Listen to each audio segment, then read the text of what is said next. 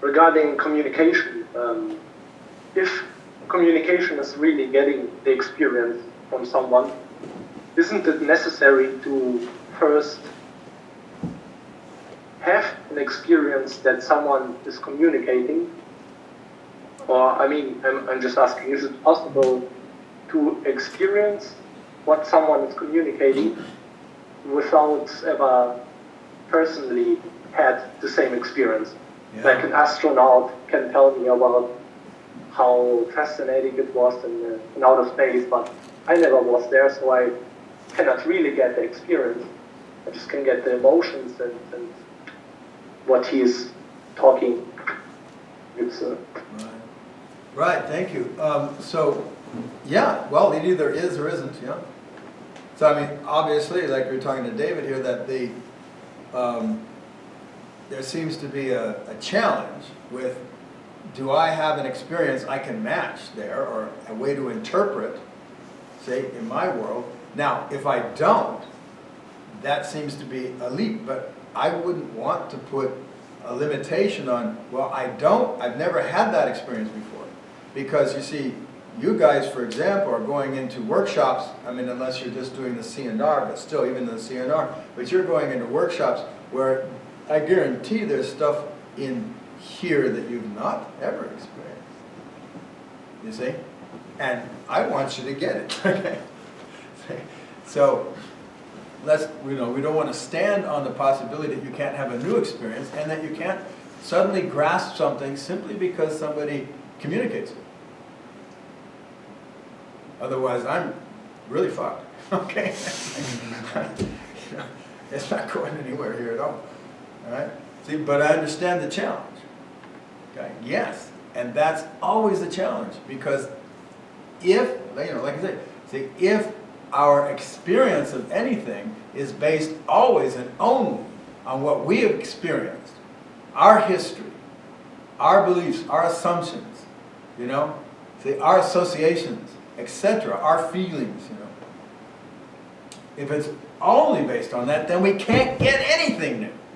You see what I'm saying? That's all we get. And all we can do is shift down and go, let's see, okay, that sounds like this one. Okay. Okay, I had this one. Oh, I can't find that one.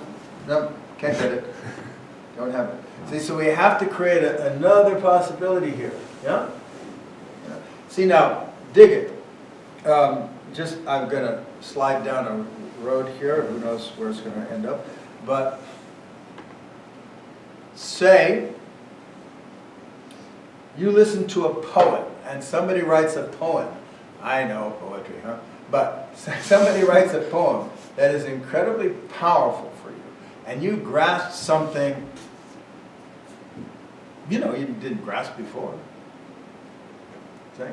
Or an experience that you never had that experience before.